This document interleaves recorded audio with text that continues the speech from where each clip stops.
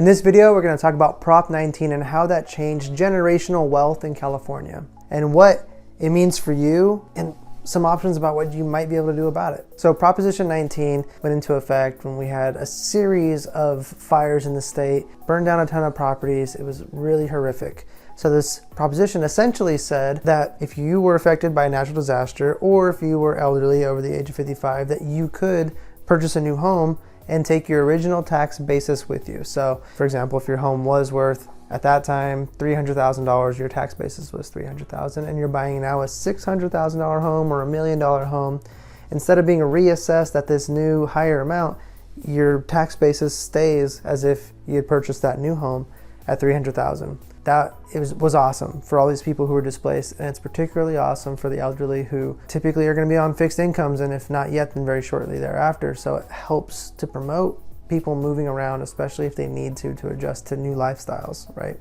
Or if their house burned down. Also included in that law, however, was a provision that I feel was really detrimental to generational wealth, and it's unfortunate because I think that's one of the greatest tools we have as a society to leave the cycles that we grew up in and allow our kids to do better than we did by having real estate and assets and things like that.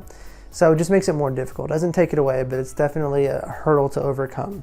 So what it does now, prior to Proposition 19, if you had your property in a trust and you passed away, the new beneficiary would take ownership of the property would not be reassessed. If you had any rental properties or additional properties, those properties as well, if structured correctly, would also not be reassessed. However, now, post Proposition 19, your primary property, the one you lived in, a child or descendant or beneficiary would have to move into that property within 1 year to avoid the property being reassessed, and anything over $1 million of assessed value will be reassessed. So they get essentially a discount or a tax incentive for under $1 million. And that's a really big problem because a lot of homes in California are $1 million, if not very soon will be. The other thing is that there is no longer any exemption for any rental properties. What this means for you as a homeowner or someone who has maybe a few rental properties, unfortunately, when you leave the property to your descendants, unless they plan to move into your previous primary property, they're going to have to deal with reassessment taxes on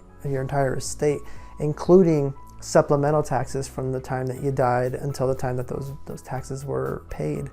So that can be a big shock and an unexpected bill, and it definitely is a shot in the gut to generational wealth and helping to create a strong future for your family. But there are some workarounds, as I've understood, and there will continue to be. There may be more legislation passed by the time you're watching this video. I know for a while they were talking about using LLCs to help keep as much of the wealth as possible in the property and not, worst case scenario, putting people in a position where they have to sell it to pay these tax bills. And that's the worst case scenario that we don't want. The best case scenario is avoiding or limiting those taxes as much as possible. And this video is not designed to create any kind of emotions towards like what's fair and what's not fair. It's just more of, it's unfortunate that someone works to build up a nest egg, whether it's cash or real estate or stocks. And in this case, real estate. A legislation is passed that unfortunately allows someone to reach in there and take something out of it. And I've seen the situation where the descendants couldn't afford the tax bill and they had to liquidate the property. They weren't going to live in it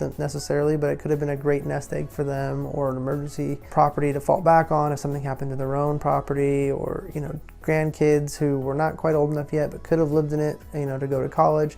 Just a lot of options that it takes away, and it's troubling but not unsolvable. So since it's been a few years and since Prop 19 has passed, that's actually how it's shaking out. One thing I really want to remind you guys is that this is designed for people who are 55 years and older. You should be able to take advantage of the same proposition and benefit yourself by keeping your tax basis low on your next house, meaning that your monthly payment, if any, is lower, or your yearly payment for taxes is much lower. It's something that I don't see enough people utilizing, even though I've helped quite a few folks and I've guided them on how to do it. A lot of them didn't know it existed. So it's just something I wanted to share with you guys. I hope this is very helpful. And until next time, talk to you soon.